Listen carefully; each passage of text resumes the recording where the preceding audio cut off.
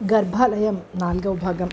3వ భాగంలో రాజు బాబు తన గురూజీ కొడుకని, తాను గతంలో దొంగతనం చేసి దొరికిపోతే అందరూ నిందించి కొట్టి బాధించే సమయంలో దేవుడిలా ఆదుకున్న ప్రొఫెసర్ రామస్వామి గుర్తుకొస్తాడు. వాళ్ళని చంపిన వాళ్ళని కనిపెట్టాలని భగవంతంతో కలిసి అక్కడ ఏ వివరాలు బాబు గురించి ఏ ఆచూకీ దొరక్క బెంగళూరు వెళ్ళి రామస్వామి చనిపోయిన రోజు గురించి ఎంక్వైరీ చేసి సుగుణ టొబాకో కంపెనీ గురించి సర్పభూషణ్ రావు గురించి తెలుసుకుని అక్కడికి వెళ్తాడు. కథ కొనసాగుతుంది.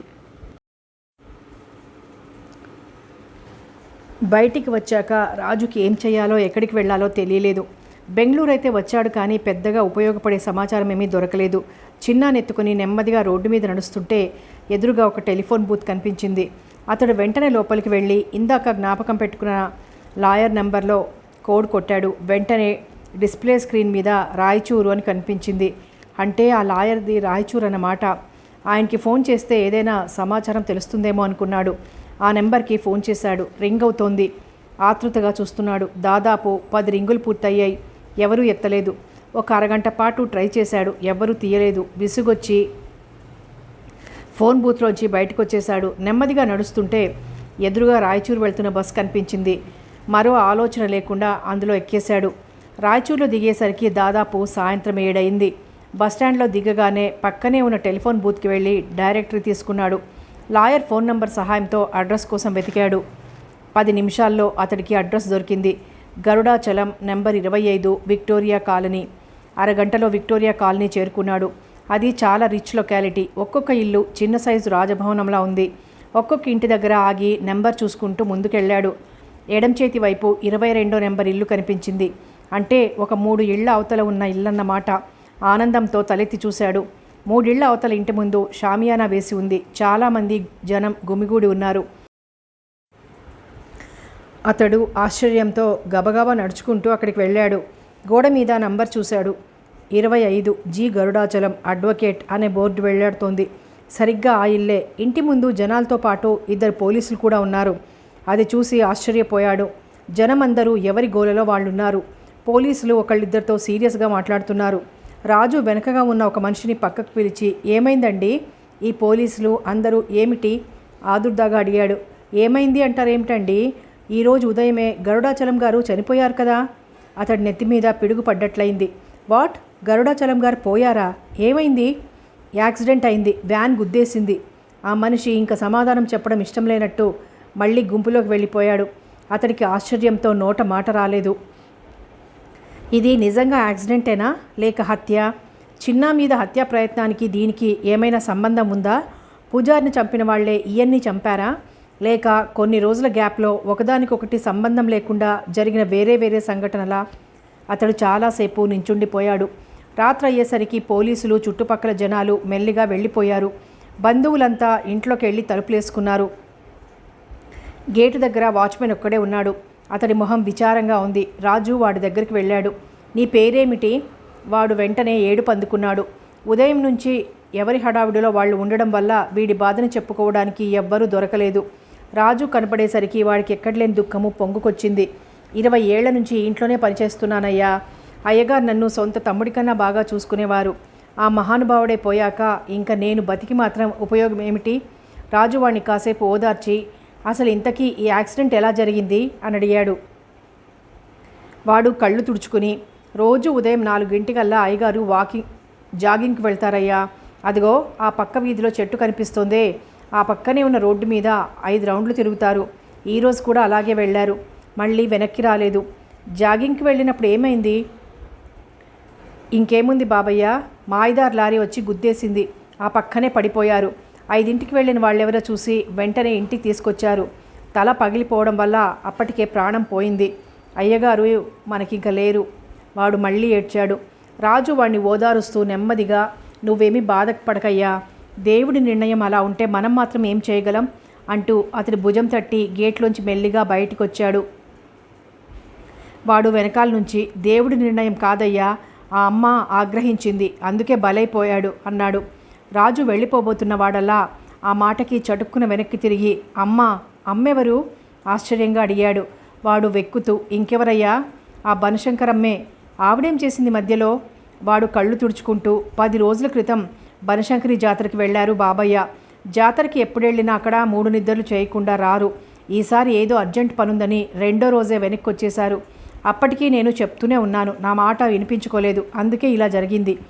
బనశంకరి జాతర. ఆ మాట విని రాజు నిర్ఘాంతపోయాడు. పూజారి చెప్పిన ఆఖరి మాటకి ఇప్పుడు లింక్ దొరికింది.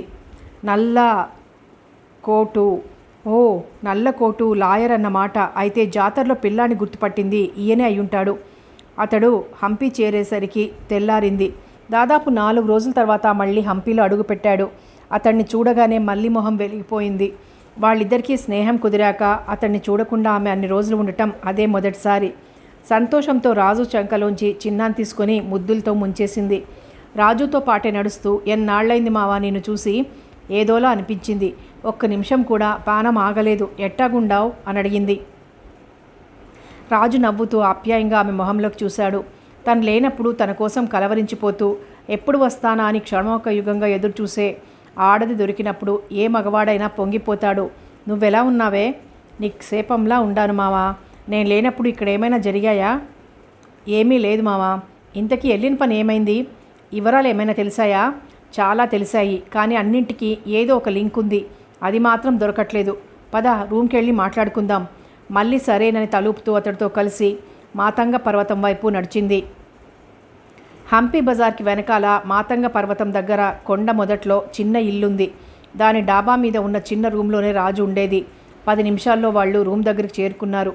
తాళం తీసి చిన్నాని మల్లికి అప్పజెప్పి, చాలా చిరాగ్గా ఉందే, నేను స్నానం చేసొస్తాను, వచ్చాక అన్ని వివరంగా మాట్లాడుకుందాం అంటూ టవల్ తీసుకొని బాత్రూంలోకి వెళ్ళాడు. చిన్న డాబా మీద నుంచుని పూల మొక్కలతో ఆడుకుంటున్నాడు. అతడు వెళ్ళగానే మళ్ళీ ఇల్లు సర్దుతూ యథాలాపంగా, మావా, ఈ ఫోటోలో ఉన్నామే ఎవరు అంటూ ఆశ్చర్యంతో గట్టిగా అరిచింది. ఏ ఫోటోనే? రాజు బాత్రూంలోంచి చిరాగ్గా అడిగాడు. అదే మావా, నువ్వు ఇప్పుడు తెచ్చి ఈడ పెట్టుండావే అది. ఓ అదా, వాళ్లే చిన్నగాడి తల్లిదండ్రులు. ఆయనే మా గురువుగారు. మళ్ళీ ఆశ్చర్యంతో, ఈ అమ్మ చిన్నగాడి తల్లా? అదే చిత్రంగా ఉందే అంది. దానికి నోటమాట రావట్లేదు. రాజు గబగబా స్నానం ముగించి తల తుడుచుకుంటూ బయటకొచ్చి, అందులో ఆశ్చర్యం ఏమిటే అన్నాడు. మళ్ళీ నెమ్మదిగా, ఈ అమ్మ నాకు బాగా తెలుసు మావా. ఈ మహాతల్లినా ఆ నాయాళ్ళు పొట్టన పెట్టుకుంది అంది. రాజు ఆశ్చర్యంతో, ఈవిడ నీకు తెలుసా? ఎలా తెలుసు? ఎక్కడుండేది అని అడిగాడు. మళ్ళీ విచారంగా చూస్తూ, సానా ఏళ్ల క్రితం మావా. ఆవిడ రోజు మధ్యాహ్నం పెనిమిటికి క్యారేజీ తీసుకొచ్చేది. ఆయన గుళ్ళు గోపురాలు తిరుగుతూ ఉండేవాడు. ఈ అమ్మకి కూడా ఇక్కడ గుళ్ళంటే పాణం. ఆయనతో పాటే రోజు ఓపిగ్గా తిరిగేది. ఆయన జనాలకి అవన్నీ చూపిస్తుంటే ఈవిడ కూడా చూసేది. ఎప్పుడైనా ఎండగా ఉన్న సమయాల్లో ఆయన దగ్గరలో లేకపోతే అప్పుడు నా షాపు దగ్గర నీడపట్టును కూర్చొని మళ్ళీ అంటూ ఆప్యాయంగా మాట్లాడేది. అప్పటికి ఈమె గర్భవతి. నెలలు నిండటం మొదలయ్యేసరికి ఇంకా ఆయన కోసం దూరాలు నడవలేక నా దగ్గరే కొన్ని గంటలు కూర్చొని చక్కగా కబుర్లాడేది. ఆయన పని ముగించుకొని రావడం సూక్తే చాలు, ఎంత మాటల్లో ఉన్నా సరే వెంటనే లేచి గణపతి ఆలయానికి వెళ్ళిపోయేది. ఆయనకి భోజనం పెడితే కానీ తను ఒక్క ముద్ద కూడా తినేది కాదు మావా. రాజు చిత్తరువులా నిలబడిపోయాడు. అతడికి ఆనందంతో గంతులెయ్యాలనిపించింది. ఇప్పటికీ లింక్ దొరికింది. అంటే గురూజీ రోజు టూరిస్టులకి గుళ్ళు గోపురాలు చూపిస్తుంటే గర్భంతో ఉన్న ఈమె కూడా ఆయనతో పాటు తిరిగేదన్నమాట. కడుపులో ఉన్న చిన్న ఈ విషయాలన్నీ గ్రహించింది అప్పుడే. అతడు ఆశ్చర్యంతో, చాలా మంచి విషయం చెప్పావే మళ్ళీ. ఆవిడ గురించి నీకు ఇంకేమైనా తెలుసా ఆత్రంగా అడిగాడు. మళ్ళీ ఒక్క నిమిషం కళ్ళు మూసుకుని ఆలోచిస్తూ, ఇంకా తన ఇంటి విషయాలు సానా చెప్పేది. కట్టం సుఖం అన్నీ నాతోనే చెప్పుకునేది. ఆ అమ్మది కలిగినోళ్ల కుటుంబం. ఇవన్నీ ప్రేమించి మనువాడిందట.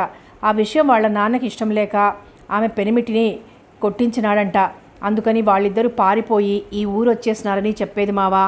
అంటే గురూజీని, మిగతా వాళ్ళని అందరినీ చంపించింది సర్పభూషణ్ రావే అయ్యుంటాడు. రాజు పిడికిలితో అరచేతిలో రుద్దుకుంటూ ఆవేశంగా అన్నాడు. సర్పభూషణం ఎవరు మావా? ఆవిడ తండ్రే. ఆయనే వాళ్ళని చంపించి ఉంటాడు. అమెరికా వెళ్ళినట్టు నాటకం ఆడుతున్నాడేమో. మళ్ళీ ఒక్క నిమిషం ఆలోచించి ఏదో గుర్తొచ్చినట్టు, అయ్యుండకపోవచ్చు మావా. ఆవిడ శివర్లో చెప్పేది. వాళ్ళని దూరం చేసుకున్నాక ఆ తండ్రికి బుద్ధొచ్చినాదంట. మీరు వెనక్కి వచ్చేయండి అని అస్తమాను అడిగేవాడంట. శివరికి ఆస్తంతా వీళ్ళ పేరు మీద రాసి ఇక్కడికొచ్చి అల్లుడి కాళ్ళట్టుకున్నాడంట. మీ గురూజీ మాత్రం శానా ఆత్మాభిమానం కలమనిషి. ఎళ్ళని మంకుపట్టు పట్టి కూర్చున్నాడంట. నెలలు నిండిన తర్వాత తన తండ్రిని చూడాలనిపించినప్పులా ఈ అమ్మ నా దగ్గరకు వచ్చి ఏడ్చేది మావా అంటూ మళ్ళీ కళ్ళ నీళ్లు తుడుచుకుంది. రాజు మళ్ళీ ఆలోచనలో పడ్డాడు. ఇప్పుడు మళ్ళీ చెప్పిన దాన్ని బట్టి చూస్తే ఆయన ఏమైనట్టు? ఒకవేళ ఆయన నిజంగా అమెరికా వెళ్ళిపోయి ఉంటే ఈ హత్యలన్నీ చేస్తున్నదెవరు? ఎందుకు? రాజు ప్రశ్నలతో సతమతమయ్యాడు. వీళ్ళు ఈ హడావిడిలో ఉండగా చిన్న ఆ పక్కనే ఉన్న పుస్తకాలు తీసి చూస్తూ కేరింతలు కొడుతున్నాడు. సరిగ్గా అప్పుడే వాడి చేతుల్లో ఉన్న పుస్తకం బెంగళూరు వెళ్ళినప్పుడు తెచ్చుకున్న సుగుణ ఇండస్ట్రీస్ వార్షికోత్సవ సావనీరు. వాడు సంతోషంతో ఆ పుస్తకం తెరిచి బొమ్మలు చూస్తూ పాప, బాబు, ఆంటీ అంటూ తనలో తనే కబుర్లు చెప్పుకుంటున్నాడు. సరిగ్గా ఒక పేజీ దగ్గరికి రాగానే ఆగిపోయి డిషుమ్ డిషుమ్ అన్నాడు. రాజు మళ్ళీ ఆలోచనలో ఉండి పట్టించుకోలేదు. వాడు వెంటనే ఆ పుస్తకం తీసుకొచ్చి రాజుకు చూపించి, రాజు గున్ను డిషుమ్ డిషుమ్ కొత్తు అన్నాడు. రాజు చిరాగ్గా, చిన్న ఇప్పుడు డిస్టర్బ్ చేయకురా, వెళ్ళి ఆడుకో అంటూ వాడి చేతుల్లోంచి ఆ పుస్తకం తీసుకొని మూసేయబోతూ యథాలాపంగా చూశాడు. ఆశ్చర్యంతో అతడికి నోట మాట రాలేదు. చిన్న అంటున్నది నిజమే. ఆ పుస్తకంలో గుండుగాడున్నాడు, కానీ రౌడీలా లేడు. చక్కగా కోటేసుకుని టై కట్టుకుని హుందాగా ఉన్నాడు. రాజు తన కళ్ళని తనే నమ్మలేకపోయాడు. కళ్ళు నులుపుకొని పరిశీలనగా చూశాడు. నిజమే, ముమ్మూర్తులా వాడే. ఆశ్చర్యంతో మల్లికి చూపించాడు. మల్లి కూడా అది చూసి, ఇదేంది మావా, ఈ దొంగసొచ్చినోడు ఫోటో పుస్తకంలో వేశారు అని అడిగింది. రాజు కొయ్యబారిపోయాడు. అంటే ఈ గుండుగాడు సుగుణ ఇండస్ట్రీస్లో పనిచేస్తున్నాడన్నమాట. అంటే అసలు కథ మొదలైంది అక్కడి నుంచేనేమో. గబగబా పేజీలు తిప్పాడు. ఇంకొక 2-3 బొమ్మల్లో కూడా వాడున్నాడు. ఒక ఆయన వాడికి మెడల్ బహుకరిస్తున్నట్టు ఒక ఫోటో కూడా ఉంది. అందులో అయితే ఇంకా క్లోజప్లో ఉన్నాడు. సందేహం లేదు, వాడే. అతడు గబగబా ఆ ఫోటో కింద రాసున్న మ్యాటర్ చదివాడు. Our MD mister Sudhakar honouring mister Jaggarao, employee union secretary. చప్పున ఆ ఎండి మొహం చూశాడు. సన్నగా మీసాలు లేకుండా హిందీ సినిమాలో హీరోలా ఉన్నాడు. నున్నటి క్రాఫ్, కళ్ళజోడు, ముక్కు మీద శనగ్గింజంత పుట్టుమచ్చ. రాజు ఆలోచనలు అక్కడే ఆగిపోయాయి. కళ్ళజోడు, అమాయకమైన మొహం, పుట్టుమచ్చ ఎక్కడో విన్నట్టుంది. ఎస్, గుర్తొచ్చింది. అది అచ్చం పూజారి గారు చెప్పిన పోలికలకి సరిగ్గా సరిపోయింది. పేరు చూశాడు, సుధాకర్. ఇన్నాళ్ళు కంటికి కొనుక్కు లేకుండా చేసిన మిస్టరీ ఇప్పుడు మంచులా విడిపోతున్నట్టు అనిపించింది. ఆశ్చర్యంతో అతడి కళ్ళు పత్తికాయల్లా విచ్చుకున్నాయి. యాహూ అంటూ రాజు పెట్టిన కేకతో ఆ గది అదిరిపోయింది. చిన్న ఉలిక్కిపడి చూశాడు. మళ్ళీ ఆశ్చర్యంతో, ఏమైంది మావా, ఎందుకింత సంతోషం అని అడిగింది. రాజు మళ్ళీ భుజాలు పట్టుకుని ఊపేస్తూ, తెలిసిందే, ఇన్నాళ్ళు బాబును వెంటాడుతున్నది, ఇంతమందిని పొట్టన పెట్టుకునేది ఎవరో ఇప్పటికి అర్థమైంది అన్నాడు. ఏంది మావా, కొంచెం అర్థమయ్యేలా వివరంగా చెప్పు. రాజు ఆనందంతో డాన్స్ చేస్తూ, అన్నీ చెప్తానే, ఇక మనం కథ ఒక కొలిక్కి వచ్చేసినట్టే అని కింద కూర్చోబోతూ గోడకు తగిలించి ఉన్న అద్దాన్ని చూసి ఉలిక్కిపడ్డాడు. అతడు కూర్చున్న చోటుకు ఎదురుగా గోడకి పెద్ద అద్దం తగిలించి ఉంది. ఆ అద్దానికి ఎదురుగా అతగాడి వెనకాల వైపు గోడకి ఒక కిటికీ ఉంది. ఆ కిటికీలోంచి చూస్తే రోడ్డు మీదున్న నంది మండపం, హంపి బజారు అన్నీ కనిపిస్తాయి. అందుకు కాదు అతడు ఆశ్చర్యపోయింది. నంది మండపం స్తంభం పక్కనే నక్కి చూస్తున్న గుండుగాడు ఆ అద్దంలో స్పష్టంగా కనిపిస్తున్నాడు. వాడి తలకి బ్యాండేజు, చేతికి సిమెంట్ కట్టు. గుండుగాడికి మాత్రం రూమ్లో ఉన్నవాళ్ళు కనిపించే అవకాశం లేదు. రాజు ఆశ్చర్యంగా నిలబడిపోవడం చూసి మళ్ళీ ఆత్రంగా, ఏమైంది మావా అని అడిగింది. రాజు దాని నోరు నొక్కేస్తూ, ష్, మెల్లిగా మాట్లాడు, ఆ గుండుగాడు మన ఇంటి వెనకాలే ఉన్న మండపంలో ఉన్నాడు. వాణ్ణి పట్టుకుని గుండు మీద 4 తగిలిస్తే అసలు కదంతా బయటకు వస్తుంది. నేను ఇప్పుడే వస్తాను, నువ్వు బాబుని జాగ్రత్తగా చూసుకో అన్నాడు. మళ్ళీ కంగారుగా అతడు చేయి పట్టుకొని, వద్దు మావా, ఆడు నిన్నేమైనా సేత్తాడేమో, మేము కూడా నీతోనే వస్తాం అంది. రాజు ఆమె చేయి వదిలించుకున్నాడు. వాడేం చేస్తాడే, వాడి మొహం. ఆ రోజు తప్పించుకొని పారిపోయాడు, కానీ ఈరోజు ఎమకలు ఇరగ్గొట్టేస్తాను. గురువుగారిని చంపినోడిని అంత తేలిగ్గా వదులుతానా అంటూ బయటికి పరిగెత్తాడు.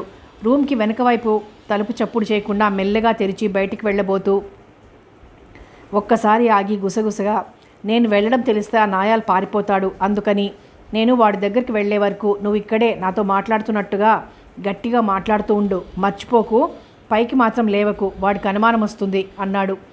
మళ్ళీ కూడా గుసగుసగానే, బాబుని చూసుకోవాలంటే ఎందుకో భయం వేస్తుంది మావా అంది బెదురులు చూపులు చూస్తూ. రాజు చిరాగ్గా, భయం ఎందుకే, నేను అలాగో ఆ గుండుగాడిని పట్టుకుంటాను, వాడు నా దగ్గర ఉండగా ఇంకా మీకు భయం ఎందుకు అనేసి బయటికి నడిచాడు. అక్కడే అతడు ప్రత్యర్థి తెలివితేటలను అతి తక్కువగా అంచనా వేసి చాలా పెద్ద తప్పు చేశాడు. రూమ్లోంచి డాబా మీదకి వచ్చాక పిట్టగోడ మీద నుంచి పక్కింటి వాళ్ళ డాబా మీదికి దూకాడు. వాళ్ళ మెట్లు రోడ్డుకి అటుపక్కకున్నాయి. మెల్లిగా మెట్లు దిగి రోడ్డు మీదకి వచ్చి తన ఇంటికి ప్రదక్షిణం చేస్తూ కొండకి అవతల పక్కకు వెళ్ళాడు. అంటే సరిగ్గా గుండుగాడు నించున్న మండపానికి వెనకాల రాజు నిలబడ్డాడు. గుండుగాడు ఎదురుగా ఉన్న ఇంటినే చూస్తూ ఉండటం వల్ల రాజుని గమనించలేదు. రాజు పిల్లిలా నెమ్మదిగా అడుగులు అడిగేసుకుంటూ వాడి వెనకగా వెళ్ళాడు. సరిగ్గా వాడికి రాజుకి మధ్య ఇంకా 10 అడుగుల దూరం. వాడప్పటికీ రాజుని గమనించలేదు. రాజు ఊపిరి చప్పుడు కూడా వినపడకుండా జాగ్రత్తగా నడుస్తున్నాడు. సరిగ్గా ఆ పక్కనే వెళ్తున్న మస్తాన్, ఎన్న రాజన్న చెన్నాగిదియా అని అడిగాడు. మస్తాన్ రాజు రూమ్ పక్కనే ఉన్న ఎస్టీడీ బూత్ కుర్రాడు. మస్తాన్ మాట వెనక నుంచి వినబడేసరికి గుండుగాడు చట్టుక్కున తల తిప్పి చూశాడు. రాజుని చూడగానే అమ్మో అని ఒక్క గెంతులో మండపం మీద నుంచుని కిందికి తూకి పరిగెత్తాడు. దొరికిన అవకాశం పోయినందుకు రాజు మనసులో తిట్టుకుంటూ వాడి వెనకాలే పరిగెత్తాడు.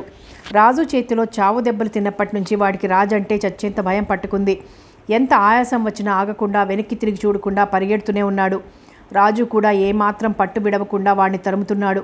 ఇన్నాళ్ల నుంచి తనకి నిద్ర లేకుండా చేసినవాడు, అయిన వాళ్ళందరినీ అమానుషంగా చంపి బాబుని అనాథన చేసిన వెధవ చిక్కక ఇన్నాళ్లకి చేతికి చిక్కడంతో అతడికి మహదానందంగా ఉంది. ఈ అవకాశం ఎట్టి పరిస్థితుల్లోనూ వదలదలుచుకోలేదు. గుండుగాడు మంచం మీద నుంచి ముందే దూకేయడం వల్ల రాజు కన్నా 20 అడుగుల ముందే ఉన్నాడు. రాజు మాత్రం పట్టు వదల్లేదు. ఓపికనంతా కాళ్లల్లోకి తెచ్చుకొని చూపు వాడి మీద నుంచి మరల్చకుండా పరిగెడుతున్నాడు. రోడ్డు మీద వెళ్లేవాళ్ళు వీళ్ళని విచిత్రంగా చూస్తున్నారు. అప్పటికే వాళ్ళు మెయిన్ రోడ్ దాటి పక్కనే ఉన్న చిన్న మట్టి రోడ్డులోకి వచ్చారు. ఎదురుగా పాతాళేశ్వర స్వామి గుడి. వాళ్ళిద్దరి మధ్య దూరం కూడా చాలా వరకు తగ్గిపోయింది. ఇంకా 4 అడుగులే ఉంది. రాజు ఎంత దూరంలో ఉన్నాడో చూద్దామని గుండుగాడు ఒక్క క్షణం వెనక్కి తిరిగాడు. వెనక్కి తిరగడం వల్ల ముందు వైపు రోడ్డుకి అడ్డంగా ఉన్న పెద్ద బండరాయిని చూసుకోలేదు. దాన్ని తన్ని అమ్మా అని కేక పెట్టి కింద పడ్డాడు. వాడి మోకాలు చిప్ప పగిలిపోయింది. కంగారుగా పైకి లేవబోయాడు. మోకాలు దగ్గర కలుక్కుమంది. రాజు ఆ అవకాశం వదులుకోలేదు. వాడు పైకి లేచే లోపల అంతెత్తున ఎగిరి వాడి మీద పడ్డాడు. అంతెత్తు నుంచి బరువు గుండెల మీద పడేసరికి వాడు బాధతో విలవిలలాడిపోయాడు. రాజు పిడికిలి బిగించి వాడి మెడ వెనకగా నరం మీద గట్టిగా ఒక్కటిచ్చాడు. వాడు కళ్ళు తిరిగి పడిపోయాడు. వాడి మెడలో ఉన్న మఫ్లర్ గట్టిగా ముడేసి దాని చివర్లు రెండూ పట్టుకొని వాడిని అలాగే ఈడ్చుకుంటూ పాతాళేశ్వర స్వామి ఆలయంలోకి లాక్కెళ్ళాడు. ఆ ఆలయం రోడ్డుకి 15 అడుగుల కిందికుంది. అందుకే అందరూ పాతాళేశ్వరుడని పిలుస్తారు. చుట్టూరా పెద్ద పెద్ద మండపాలతో 3 ప్రాకారాలున్న పెద్ద ఆలయం అది. లోపలికి వెళ్లే కొద్దీ ఇంకా లోతుగా గర్భగుడి దాదాపుగా రోడ్డుకి 25 అడుగుల కిందికుంటుంది. రెండో ప్రాకారంలోకి వచ్చేసరికి మోకాల్లోతు నీళ్లతో బురదగా ఉంటుంది. అందుకని సాధారణంగా ఎవ్వరూ అంత కిందికి రారు. ఆ గుళ్ళ కూడా పూజలు జరగవు. ఒక చిన్న శివలింగం, నంది ఉంటాయంతే. రాజు వాణ్ణి ఆ బురదలో ఈడ్చుకుంటూ పోయి శివలింగానికి పక్కగా ఉన్న చిన్న ద్వారం దగ్గరికి తీసుకెళ్లాడు. అది శివలింగానికి ప్రదక్షిణ చేయడం కోసం లింగం వెనుక వైపు ఏర్పాటు చేసిన చిన్న గుహలాంటిది. అందులో ఒక్క మనిషి దాటి పట్టరు, అది కూడా వంగుని నడవాలి. రాజు నెమ్మదిగా నడుస్తూ వాణ్ణి గుహలోకి లాగాడు. లోపలంతా గబ్బిలాల కంపు. దాదాపు గుహ మధ్యకి, అంటే సరిగ్గా శివలింగం వెనకాలకు తీసుకెళ్ళి అక్కడ పడేశాడు. అక్కడంతా కటిక చీకటి. ఇంక గుండుగాడు ఎక్కడున్నాడో కనిపెట్టడం ఎవ్వరి తరము కాదు. శివలింగం ముందు వైపు నుంచి చూస్తే గోడ తప్ప ఇంకేమీ కనిపించదు. జేబులోంచి అగ్గిపెట్టె తీసి వెలిగించి నెమ్మదిగా చుట్టూ చూశాడు. ఆ పక్కనే తుప్పెక్కిపోయిన ఒక పొడుగు ఇనుపతాడు కనిపించింది.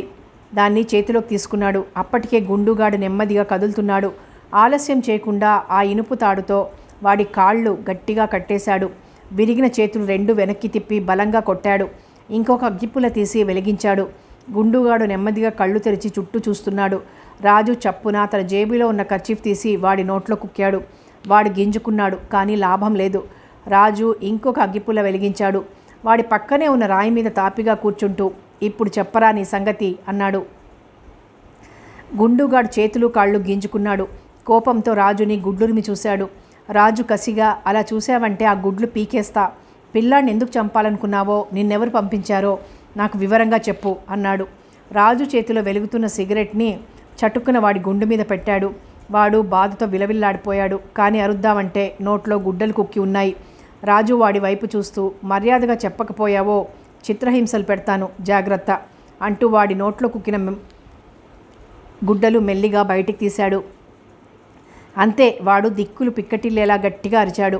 రాజు వాడి చెంప మీద ఈడ్చి ఒక్కటి కొట్టాడు. అరిచావో చంపేస్తాను. నువ్వెంత గట్టిగా అరిచినా ఇక్కడ నీ మొర వినేవాడెవ్వడూ లేడు.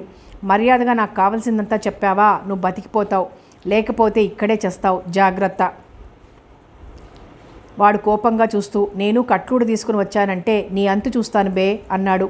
ఛా, నీ కట్లూడ తీసి నిన్ను మర్యాద చేసి పంపడానికి ఇక్కడ మేమేమి గాజులు దొడుకొని కూర్చోలేదమ్మా అంటూ రాజు వాడి పొట్టలో బలంగా గుద్దాడు. వాడి నోట్లోంచి గిద్దెడు నెత్తురు కారింది. వాడు భయంగా చూస్తూ, వద్దు, నన్నేమీ చెయ్యొద్దు, నీకేం కావాలన్నా నేను చెప్తాను అన్నాడు. అది మా బుజ్జిగుండు అలా బుద్ధిమంతుడిలా ఉండాలి అంటూ, ఇప్పుడు చెప్పడా గుండు, బాబుని ఎందుకు చంపాలని చూశారు? నీ వెనకాల ఎవరున్నారు? రామస్వామిని చంపిందెవరు అని వరుసగా ప్రశ్నల వర్షం కురిపించాడు. వాడు నెమ్మదిగా చెప్పడం మొదలుపెట్టాడు. రాజు బయటికి వెళ్ళగానే మళ్ళీ కాసేపు చప్పుడు చేయకుండా అక్కడే ఉండిపోయింది. మండపంలోంచి అమ్మో అని చావుకేక వినిపించగానే భయంతో కిటికీ దగ్గరకు వచ్చి బయటికి చూసింది. బయట గుండుగాడు భయంతో పరిగెడుతున్నాడు. వాడి వెనకాలే రాజు. రాజు శక్తి పట్టుదల ఏమిటో ఆమెకు తెలుసు. కానీ మనసులో మాత్రం ఏదో ఒక మూల భయం. భయంతో డాబా మీద ఆడుకుంటున్న చిన్నాన్ని తీసుకొచ్చి 2 తలుపులు వేసుకుని ఇంట్లో కూర్చుంది. ఆమెకి కాలు నిలవడం లేదు. భయంతో కిటికీ దగ్గరికి వెళ్ళి అటు ఇటు చూసి అది కూడా మూసేసింది. రూమ్ అంతా చీకటిగా నిశ్శబ్దంగా ఉంది. గడియారపు సెకండ్ల ముళ్ళు శబ్దం కూడా చాలా భయంకరంగా వినిపిస్తోంది ఆమెకి. 5 నిమిషాలు గడిచేసరికి నెమ్మదిగా కుడికన్ను కాస్త అదరటం మొదలుపెట్టింది. భయంతో బలవంతంగా ఆపింది. అయినా తగ్గలేదు. అరచేతిని ముద్దు పెట్టుకుని కన్ను మీద ఆంచుకుంది. లాభం లేదు. మల్లికి అసలే అలాంటి సెంటిమెంట్లు ఎక్కువ. అందులోనూ ఇప్పుడు పరిస్థితి వేరు. ఆమెకి విపరీతమైన భయం వేసింది. ఏం చెయ్యాలో తెలియక చేస్తుంటే చటుక్కున ఆమె బుర్రలో ఒక ఉపాయం తట్టింది. అక్కడ కొండ మొదట్లో 4-5 ఇళ్ళు, 1-2 చిన్న షాపులు, ఒక ఎస్టీడీ బూతు తప్ప ఇంకేమీ లేవు. అప్పటికే సాయంత్రం కావడం వల్ల చాలా నిశ్శబ్దంగా ఉంది. అందుకే అంత భయం వేస్తుందని ఆమెకు అర్థమైంది. ఇక్కడ భయపడి చచ్చే కన్నా బాబుని తీసుకుని బజార్లో ఉన్న తన షాప్కి వెళ్ళిపోతే, ఆ ఆలోచన రాగానే ఆమె మనసు శాంతించింది. ఆ షాపు విరూపాక్షస్వామి ఆలయం వీధిలో ఉండటం మూలాన మంచి సెంటర్ కాబట్టి రాత్రి 12 వరకు కూడా ఎవరో ఒకళ్ళు తిరుగుతూనే ఉంటారు. ఇంటికి తాళం వేసి ఉంటుంది కాబట్టి రాజు కూడా ఖచ్చితంగా షాప్ దగ్గరికే వచ్చి చూస్తాడు. ఉపాయం బాగానే ఉందనుకుని సంతోషంగా పైకి లేచి అద్దంలో ఒకసారి జుట్టు సరిచేసుకుంది. పక్కనే టేబుల్ మీద ఉన్న తాళం చేతిలోకి తీసుకుని బాబునెత్తుకుని వీధి తలుపు తీసింది. ఆ హడావుడిలో ముందు వెనక ఆలోచించకుండా తలుపు తీయడమే ఆమె చేసిన తప్పు. తలుపు తీయగానే ఎదురుగా నిలబడ్డ మనిషి బరువైన వస్తువుతో ఆమె తల మీద బలంగా కొట్టాడు. కళ్ళు తిరిగి గుమ్మం దగ్గరే పడిపోయింది. గుండుగాడి దగ్గర నుంచి కావాల్సిందంతా రాబట్టుకునేసరికి రాజుకి చాలాసేపే పట్టింది. అంతా విన్నాక మళ్ళీ వాడి నోట్లో కర్చీఫ్ కుక్కేశాడు. అక్కడే మిగిలిన తీగని తీసుకుని ఒక చివర వాడి చేతులకి ఉన్న తీగని జాయింట్ చేసి ఇంకొక చివరన ఆ పక్కనే ఉన్న చిన్న రాతి కిటికీకి కట్టి దీపం ఆర్పేసి చేతులు దులుపుకుంటూ నెమ్మదిగా బయటికి వచ్చి ఒళ్ళు విరుచుకున్నాడు. ఇప్పుడు రాజుకి కథంతా అర్థమైంది. అతడికి ఇంతసేపు మళ్ళీ చిన్న సంగతే గుర్తులేదు. వాళ్ళు గుర్తొచ్చేసరికి రెట్టించిన ఉత్సాహంతో నెమ్మదిగా రూమ్ వైపు నడవడం మొదలుపెట్టాడు. ఆ సంతోషంలో కొంచెం దూరంలో ఓరగా ఆగి ఉన్న నల్లటి టయోటా కారుని రాజు గమనించలేదు. రాజు వస్తూ ఉండటం చూసి డ్రైవింగ్ సీట్లో ఉన్న వ్యక్తి చటుక్కున కిందికి జారాడు. రాజు అదేమీ గమనించకుండా ప్యాంట్ జేబులో చేతులు పెట్టుకుని ఈల వేసుకుంటూ నెమ్మదిగా నడుస్తున్నాడు. రాజు సందుమలుపు తిరగగానే ఆ వ్యక్తి కారులోంచి ఒక్కసారిగా కిందికి దిగాడు. నున్నగా దువ్విన పక్క పాపిటితో, ముక్కు మీద పుట్టుమచ్చతో అమాయకంగా ఉన్నాడు. కానీ కళ్ళల్లో మాత్రం కరడుగట్టిన క్రౌర్యం. అతడే సుధాకర్. రాజు ఇంటికొచ్చి చూసేసరికి అతడికి మతిపోయింది. గుమ్మం దగ్గర మళ్ళీ స్పృహ తప్పి పడుంది. రూమ్లో వస్తువులన్నీ చిందరవందరగా పడేసి ఉన్నాయి. అతడు వెంటనే కంగారుగా చిన్నా నరుస్తూ చుట్టూ వెతికాడు. చిన్న జాడలేదు. ఆతృతగా వచ్చి మళ్ళీ మొహం మీద నీళ్లు చల్లాడు. రెండోసారి చల్లాక మళ్ళీ స్పృహలోకి వచ్చి నెమ్మదిగా కళ్ళు తెరిచింది. తెరుస్తూనే తల మీద నెమ్మదిగా అరచేతో తడుముకుంది. చేతికి కొద్దిగా రక్తం అంటుకుంది. రాజు బాధగా, అయ్యో ఏమైంది మళ్ళీ, పద డాక్టర్ దగ్గరికి వెళ్దాం అన్నాడు. మళ్ళీ కళ్ళు నులుపుకొని పైకి లేస్తూ, చిన్న దెబ్బేమావా, పర్లేదులే, కానీ ఇంతకీ చిన్నగాడేడి అని అడిగింది. రాజు విచారంగా, చిన్న కనిపించడం లేదే, అసలేం జరిగింది అని అడిగాడు. మళ్ళీ గుర్తు తెచ్చుకోవడానికి ప్రయత్నిస్తూ నెమ్మదిగా జరిగిందంతా చెప్పింది. నన్ను కొట్టినోడు నీలిరంగు చొక్కా వేసుకొని పొడుగ్గా తెల్లగా ఉండాడు మావా, బహుశా ఆడే సిన్నాన్ని ఎత్తుకుపోయి ఉంటాడు. వాళ్ళిద్దరిని వదిలేసి వెళ్ళి ఎంత తప్పు చేశాడో రాజుకి అప్పుడు అర్థమైంది. ఇక్కడ వీళ్ళు కష్టంలో ఉంటే అక్కడ తను చేతికి చిక్కిన గుండుగాడితో చెలగాటలాడాడన్నమాట. కోపంగా, ఇది ఆ సుధాకర్ గాడి పనే, అయితే వాడు కూడా ఈ ఊళ్ళోనే ఉన్నాడన్నమాట. అంటూ పళ్ళు పటపటా కొరికాడు. మళ్ళీ విచారంగా పదమావా సిన్నాను వెతుకుదాం అని చెప్పి తలుపుకి బయట గడేస్తూ ఆందోళనగా సిన్న బానే ఉండుంటాడు కదా అంది. రాజా ఒక్క నిమిషం ఆలోచించి, నా ఊహ నిజమైతే వాడు చిన్నానేమీ చేయడు, పదవే మళ్ళీ మనం వెంటనే వాడి కోసం వెతకాలి అంటూ రూమ్లో ఉన్న బ్యాటరీ లైట్ తీసుకుని బయటికి నడిచాడు. మళ్ళీ అతడి వెనకాలే నడిచింది. వాళ్ళు మేడ దిగి వీధిలోకి వస్తుంటే పక్కనే ఉన్న ఎస్టీడీ బూత్లోంచి మస్తాన్ గట్టిగా కేకేశాడు. రాజన్న, నీకు ఫోన్, లైన్లో ఉన్నారు. ఎవర్రా? తెలీదన్నా, ఎవరో మొగాళ్ళు నీతో ఏదో చాలా అర్జెంట్ విషయం మాట్లాడాలంట. రాజుకి ఏదో అనుమానం వచ్చి గబగబా ఫోన్ దగ్గరికి పరిగెత్తుకుంటూ వెళ్ళాడు. Hello, Raju here. అవతల వైపు నుంచి సన్నగా చిరునవ్వు. బాబు కోసం కంగారు పడుతున్నావా? కంగారేమీ వద్దు, వాడు క్షేమంగా ఉన్నాడు. ఒరేయ్ సుధాకర్, నీ అంతు చూస్తానురా, నిన్నూరికే వదలను. హహహ. అవతల వైపు నుంచి మళ్ళీ ఒక సన్నటి నవ్వు. నా పేరు కూడా తెలుసుకున్నావన్నమాట. నువ్వు చాలా తెలివైన వాడివి రాజు. కానీ నీకు తెలుసో లేదో, నేను నీకన్నా తెలివైన వాడిని. కోపంతో రాజు దవడకండరం బిగుసుకుంది. సుధాకర్, ఇప్పుడే చెప్తున్నా, బాబుకి ఏమైనా జరిగిందంటే చూడు, నిన్ను అడ్డంగా నరికేస్తా, జాగ్రత్త. చెప్పానుగా రాజు, వాడు నిక్షేపంగా ఉన్నాడు. ఇన్నాళ్ళు వాణ్ణి చంపితే నేను కోటీశ్వరుని అవుతాను అనుకున్నా. ఇప్పుడు నా పని అవ్వాలంటే బాబు బతికే ఉండాలి. బాబు బతికే ఉండాలంటే ఆ రహస్యం ఏమిటో నువ్వు నాకు చెప్పాలి, సుధాకర్ తాపిగా అన్నాడు. సుధాకర్, నువ్వు అనుకుంటున్నట్టు నాకు ఏ రహస్యమో తెలీదు. దానికోసం బాబునేమీ చెయ్యకు. సుధాకర్ నవ్వాడు. వెదవేషాలేయకు రాజు, ఆ సంగతి నువ్వెప్పుడో కనిపెట్టే ఉంటావు. 3 ఏళ్ల క్రితమే అమ్మా బాబు పోయిన పిల్లాన్ని, సరిగ్గా మాటలు కూడా రాని వాణ్ణి తీసుకుని మొత్తం కథంతా బయటికి లాగావు. నీ తెలివేమిటో నాకు తెలీదా? మర్యాదగా చెప్తే నీకు చాలా మంచిది. నిజం సుధాకర్, ఆ రహస్యం నాకు తెలీదు, ఒట్టు. షటప్ రాజు, నన్ను విసిగించకు. ఈ అర్ధరాత్రి వరకు నీకు టైం ఇస్తున్నాను. అర్ధరాత్రి 12 గంటలకి, వింటున్నావు కదూ? సరిగ్గా 12 గంటలకి నువ్వొక్కడివే ఋష్యమూక పర్వతం దగ్గర సుగ్రీవుడి గుహకి రావాలి. ఆ రహస్యం తాలూకు వివరాలన్నీ నాకు చెప్పాలి. మళ్ళీ చిన్న నవ్వు. వస్తావులే, నాకు తెలుసు. మాంత్రికుడి ప్రాణం చిలకలో ఉన్నట్టు నీ ప్రాణం ఆ కుర్రనాయాల్లో ఉంది కదా. రాజు, చెప్పడం మర్చిపోయా. పోలీసుల్ని జనాన్ని తీసుకుని రావడం లాంటి పిచ్చి పిచ్చి వేషాలు వేస్తావేమో. చెప్పానుగా, నీకన్నా నేను చాలా తెలివైన వాడినని.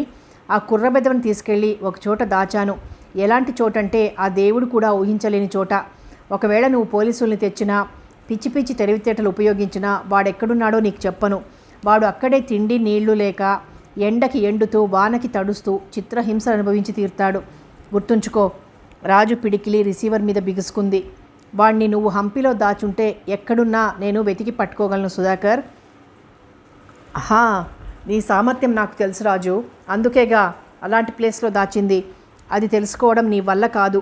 రాజు ఒక్క నిమిషం ఆలోచించి, నీకు ఇంకొక విషయం తెలీదు సుధాకర్. నీ గుండుగాడు ఇప్పుడు నా అధీనంలో ఉన్నాడు. వాణ్ణి 4 తగిలిస్తే ఏదైనా కక్కుతాడు అన్నాడు. అవతల నుంచి వెటకారంగా ఒక చిరునవ్వు. ఫోన్ కట్ అయింది. రాజు కోపంగా టెలిఫోన్ బూత్లోంచి రావడం చూసి మళ్ళీ కంగారుగా, మావా ఏమైంది, సిన్నాగాడు ఎలా ఉన్నాడు అని అడిగింది. రాజు ఫోన్లో సంభాషణంతా ఆమెకు చెప్పి, పద మనం వెంటనే పాతాళేశ్వర్ గుడికి వెళ్దాం. ఆ గుండుగాడిని చంపైనా సరే చిన్న ఎక్కడున్నాడో కనుక్కుంటాను అన్నాడు. 10 నిమిషాల్లో వాళ్ళిద్దరూ పాతాళేశ్వర స్వామి గుడి దగ్గరున్నారు. జాగ్రత్తగా రా, మళ్ళీ నీళ్లున్నాయి చూసుకో అంటూ బ్యాటరీ లైట్ వేసి ఆమెకు దారి చూపిస్తూ గర్భగుడిలోకి నడిచాడు. లైట్ వేసి నెమ్మదిగా పాక్కుంటూ శివలింగం వెనకాల ఉన్న గుహలోకి వెళ్ళాడు. ఆశ్చర్యం, గుండుగాడక్కడ లేడు. ఇందాక వాడిని కట్టిన ఊచలన్నీ విప్పేసి అక్కడే పడున్నాయి. రాజు మొహం తెల్లబోయింది. గుండుగాడి విషయం చెప్పగానే సుధాకర్ ఎందుకు వెటకారంగా నవ్వాడో ఇప్పుడు అర్థమైంది. నువ్వు ఆ గుండుగాడిని ఈడనే దాచుంచావా మావా? మళ్ళీ గుసగుసగా అడిగింది.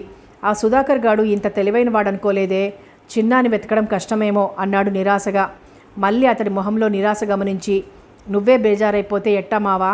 ఈ హంపీలో నీకు తెలియని చోటుందా చెప్పు, ఇద్దరం కలిసి వెతుకుదాం, ఆడే దొరుకుతాడులే అంది. ఆ మాటల తడిలో కొత్త ఉత్సాహాన్ని నింపాయి.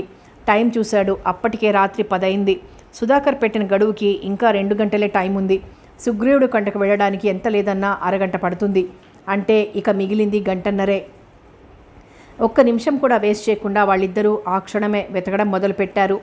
ముందుగా పాతాళేశ్వర దేవస్థానంలో అంగుళం కూడా వదలకుండా వెతికారు. వెంటనే రోడ్డు మీదకి వచ్చి రోడ్డుకు అవతల ఉన్న హజారా రామాలయం, స్నానశాల, నవరాత్రి దిబ్బ ఏదీ వదలకుండా లైట్ వేసుకుని జాగ్రత్తగా వెతికారు. ఎక్కడా చిన్న జాడలేదు. రాజు టైం చూశాడు. 10:30 అయింది. ఆకాశమంతా మబ్బు మూసేసింది. కన్ను పొడుచుకున్నా కనిపించినంత చీకటి. సరస్వతి దేవాలయం వైపు పరిగెత్తాడు. ఆ దేవాలయంలోకి వెళ్ళగానే అతడి మనస్సులో అప్రయత్నంగా గురూజీ మెదిలాడు. ఆయనకి సరస్వతీదేవంటే విపరీతమైన అభిమానం. ఆ గుడి మిగతా దేవాలయాల రోడ్డు మీదకి లేకుండా రోడ్డుకి పక్కగా కొంచెం లోపలికుంది.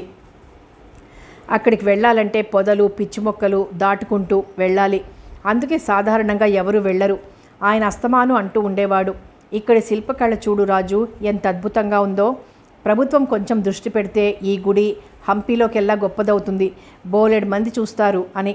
రాజు ఆలోచనలో పడిపోవడం చూసి మళ్ళీ ఆందోళనగా, ఏం ఆలోచిస్తున్నావు మావా, గమ్మున పద అంటూ కంగారు పెట్టింది. సరస్వతి దేవాలయం మొత్తం లైటేసుకుని వెతికాడు. గర్భగుడిలోకి వెళ్ళి లోపల పరీక్షగా చూశాడు. లాభం లేదు. బయటికి వస్తుంటే మళ్ళీ అడిగింది, మావా ఆడు సిన్నాని ఆరుబయట దాశానని చెప్పాడు కదా, లోపలంతా ఎతకడం ఎందుకు? ఏమోనే, వాడి మాటల్ని నమ్మలేం, ఏ అవకాశమూ వదలొద్దు అంటూ రాజు ముందుకు కదిలాడు. చివరికి కడ్లే కాళ్ళు గణపతి దేవాలయానికి వచ్చారు. లోపలికి వెళ్ళి రాజు బ్యాటరీ లైట్ వేసి చూశాడు. ఎదురుగా అంతెత్తు గణపతి విగ్రహం, నారాయణ గణపతి. అతనికి చప్పున చిన్న ముద్దు మాటలు గుర్తుకొచ్చాయి. విగ్రహానికి కులివైపు అడుగులు నలిచి చూస్తే తెలుస్తుంది. కళ్ళల్లో అప్రయత్నంగా నీళ్లు తిరిగాయి. ముక్కు పచ్చలారని పసివాడు ఎక్కడున్నాడో, ఎన్ని అవస్థలు పడుతున్నాడో. విగ్రహం చుట్టూ తిరిగి వెతికొచ్చి విగ్రహం మొదట్లో కూర్చుని గాఢంగా నిట్టూర్చాడు. ఇక్కడితో హంపీకి 3 దిక్కుల్లోనూ వెతికేసినట్లేనే, దొరుకుతాడో దొరకడో అన్నాడు బాధగా. 11:20, ఇక 40 నిమిషాలే ఉంది. మళ్ళీ దగ్గరికి వెళ్ళి నెమ్మదిగా, సుగ్రీవుడి గుహ దగ్గరికి వెళ్తున్నానే, వెళ్ళేటప్పుడు విఠలాలయం కూడా చూసే వెళ్తాను అన్నాడు. బయట హోరున వర్షం. నేను వస్తాను పదమావా. వద్దే, వాడు ఒంటరిగా రమ్మన్నాడు. అసలే నరరూప రాక్షసుడు. చెప్పింది వినకపోతే బాబుని ఏం చేసినా చేస్తాడు. మళ్ళీకి ఏం చెప్పాలో అర్థం కాలేదు. మౌనంగా నిలబడిపోయింది. మావా, వాళ్ళు ఆడుతున్న రహస్యం నీకు తెలియదు కదా, మరి ఆడికి పోయాక ఏం చేస్తావు? అతడు ఒక్క క్షణం ఆలోచించాడు. ఎలాగో ఒకలాగా వాళ్ళని పట్టుకుంటే తప్ప చిన్నాగాడి విషయం తెలిసే అవకాశం లేదు. తప్పదు, వెళ్ళాల్సిందే. వెళ్తున్నా అనకు, ఎళ్ళొత్తాను మావా, జాగ్రత్తగా వెళ్ళిరా. అసలే వాళ్ళు మంచోళ్ళు కారు. రాజు మొహంలో ఒక్కసారి రక్తం జివ్వున ఎగిసింది. వాళ్ళల్లాంటి దొంగనాయాళ్ళు 10 మంది వచ్చినా మనల్ని ఏమీ చేయలేరే, ధర్మం మన పక్షాన ఉంది అంటూ ఉక్రోషంగా వినాయకుడి మొహం వైపు చూశాడు. ఫెటేల్మంటూ ఆకాశంలో పెద్ద ఉరుము. ఆ వెంటనే మెరిసిన మెరుపులో వినాయకుడి మొహం వెలిగిపోయింది.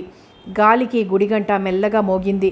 అతడు కళ్ళు మూసుకుని దైవాన్ని తలుచుకుని సర్వశక్తులు కూడగట్టుకుని బయటికి నడిచాడు. మళ్ళీ మండపంలోంచి, మావా బ్యాటరీ లైట్ తీసుకో అంది. బయటికి వెళ్ళినవాడు కాస్త చటుక్కున ఆగి వెనక్కి తిరిగాడు. ఆమె గుమ్మానికి అవతల నించునుంది. లైట్ అందుకోవడం కోసం లోపలికి ఒక్క అడుగు వేశాడు. అతడి మొహాన్ని అరచేతుల్లోకి తీసుకుని పెదవుల మీద గాఢమైన ముద్దిచ్చింది. ఒకే ఒక్క క్షణం ఇద్దరి గుండెలు లయ తప్పాయి. వెంటనే అతన్ని వదిలి పక్కకు జరిగి లైట్ అందిస్తూ, క్షేమంగా వెళ్ళిరా మావా, నేను ఈడున్నా నా ప్యానం మాత్రం నీ కాడనే ఉంటుంది అంది. అతడు నీళ్లు నిండిన కళ్ళతో తలుపుతూ బయటికి నడిచాడు. ఆమె గుమ్మంలో నుంచుని అతడు వెళ్ళిన వైపే విచారంగా చూస్తూ ఉండిపోయింది. ఆ రాత్రి రాజు ఎంత వేగంగా పరిగెట్టాడో అతని జీవితంలో ఆ సంఘటన మర్చిపోలేడు. విఠలాలయం, పురందర మండపం అంతా పరుగున వెతికి ఋష్యమూక పర్వతం వైపు బయలుదేరాడు. కటిక చీకటి, చుట్టూ చిట్టడివి, కీచురాళ్ల రొద. లైటు వేసుకుని దారి చూసుకుంటూ నెమ్మదిగా నడుస్తున్నాడు. తల వంచుకుని నడుస్తున్నా సరే అతడి పంచేంద్రియాలు చాలా అలర్ట్గా ఉన్నాయి. ఏ నిమిషంలో ఏ వైపు నుంచి ప్రమాదం ముంచుకొస్తుందో, ఎవరు దాడి చేస్తారో తెలీదు. కనుకొలకల్లోంచి అటు ఇటు ఓరగా చూస్తూ నెమ్మదిగా వెళ్తున్నాడు. టైం చూశాడు. 12:15. అతడి మనసులో ఆలోచనలు వేగంగా పరిగెడుతున్నాయి. కొంపదీసి వాళ్ళు తనని మోసం చేశారా? లేదు, ఖచ్చితంగా అలా చేయరు. తనకు ఆ రహస్యం తెలుసు అన్న భ్రమలో ఉన్నంతసేపు వాళ్ళు చిన్నాని ఏమీ చెయ్యరు. కాసేపాగి మళ్ళీ టైం చూసుకున్నాడు. దాదాపు 1 గంట అయింది. వాళ్ళు మాత్రం రాలేదు. తను సరైన ప్రదేశానికే వచ్చానా లేదా అనే అనుమానంతో ఒకసారి లైట్ వేసి చుట్టూ చూశాడు. అనుమానం లేదు, అది సుగ్రీవుడి గుహ. పోనీ వాళ్ళకి ఈ గుహ ఎక్కడుందో తెలియక వేరే చోట్ల ఎక్కడైనా వెయిట్ చేస్తున్నారేమో. టైం చూసుకున్నాడు. 2. వాళ్ళు ఇంకా రాలేదంటే అర్థం ఏమై ఉంటుంది? ఒకవేళ ఆ రహస్యం వాళ్లే కనిపెట్టేశారా, లేక తనకి తెలియదనే విషయం వాళ్ళకి తెలిసిపోయిందా? ఫోన్లో తను సుధాకర్ అన్న మాటలు గుర్తొచ్చాయి. ఆ రహస్యం నిజంగా నాకు తెలియదు సుధాకర్, దేవుడి మీదొట్టు. ఆ మాట చెప్పి తప్పు చేశానేమో అనుకున్నాడు. అది చెప్పడం వల్లే వాళ్ళకి ఇంకా తనతో అవసరం లేదన్న విషయం తెలిసిపోయి ఉంటుంది. ఎంత తప్పు జరిగిపోయింది. అరచేత్తో నుదుటి మీద గట్టిగా కొట్టుకున్నాడు. అతనికి వెంటనే సుధాకర్ ఆకార్లో అన్న మాటలు గుర్తొచ్చాయి. తనకి రహస్యం తెలియదని చెప్పాక కూడా వాడిక్కడికి రమ్మని బలవంత పెట్టాడు, బెదిరించాడు కూడా. అంటే వాడు ఇంకా తనకి తెలుసనే నమ్ముతున్నాడు. మరైతే ఎందుకు రానట్టు? నిద్ర బలవంతంగా సుఖాన్ని అందిద్దామని ఎంత ప్రయత్నించినా కర్తవ్యం కనురెప్పలు మూతపడకుండా కర్రపుచ్చుకుని కాపలా కాస్తూనే ఉంది. ఆఖరికి నిద్రే గెలిచింది. అతడికి కళ్ళు నెమ్మదిగా మూతలు పడ్డాయి. క్షణాల్లో గాఢ నిద్ర పట్టేసింది. అప్పటికే పక్షుల కిలకిల రావాలు మొదలైపోయాయి. అతడు ఆశ్చర్యంతో చుట్టూ చూశాడు. తూర్పు దిక్కున వెలుగురేఖలు నెమ్మదిగా విచ్చుకుంటున్నాయి. కంగారుగా టైం చూశాడు. 5:30. అంటే దాదాపు 3:30 గంటల నుంచి ఒళ్ళు తెలియకుండా నిద్రపోతున్నాడన్నమాట. తనంతనే మనసులో తిట్టుకుంటూ చుట్టూ చూశాడు. వెలుగు రావడం వల్ల ఇప్పుడు అన్నీ స్పష్టంగా కనిపిస్తున్నాయి. ఎక్కడా మనుషులు జాడే లేదు. సుధాకర్ తనని మోసం చేశాడు. వాళ్ళని తిట్టుకుంటూ నది దాటి యువతలకొచ్చాడు. రాత్రి చూసిన గుళ్ళన్నీ వెలుగులో మరోసారి వెతుకుతూ నెమ్మదిగా ఊరి వైపు నడిచాడు. సరిగ్గా కమలాపురం మెయిన్ రోడ్డు మీదకి రాగానే టక్కున ఆగిపోయాడు. దూరంగా రోడ్డు మీద చాలామంది జనం గుమిగూడి ఉన్నారు. పోలీసులు కూడా కనిపిస్తున్నారు. అతని మనసు ఎందుకో కీడును శంకించింది. గబగబా అక్కడికి పరిగెడుతూ దారిలో కనిపించిన ఒకతన్ని ఆపి, ఏమైందయ్యా అక్కడ అని అడిగాడు. వాడు ఎగాదిగా చూసి, ఎవరో చచ్చిపడున్నారు అన్నాడు. చిన్నపిల్లాడా? ఆత్రంగా అడిగాడు. కాదు, పెద్దాళ్లే, 2. అమ్మయ్య, చిన్నాకేమీ జరగలేదన్నమాట. అతడు తేలిగ్గా ఊపిరి పీల్చుకున్నాడు. అంతలోనే ఇంకో అనుమానం వచ్చింది. 2 పెద్దవాళ్ళంటే కొంపదీసి 2 అంగల్లో అక్కడికి చేరుకొని జనాన్ని చీల్చుకొని గుంపు లోపలికి వెళ్ళి చూశాడు. అతడి అనుమానం నిజమే. అక్కడ చచ్చిపడున్నది మరెవరో కాదు, గుండుగాడు. వాడి పక్కనే నీలం రంగు చొక్కాలో ముక్కు మీద పుట్టుమచ్చతో సుధాకర్. ఆ దృశ్యం చూడటానికే భయంకరంగా ఉంది. ఒక నల్లటి టయోటా కారు, లారీ గుద్దుకున్నాయి. కారు పచ్చడైపోయింది. వాళ్ళిద్దరి చేతులు కాళ్ళు తెగి తలోవైపు పడున్నాయి. చుట్టూ రక్తపు మడుగు.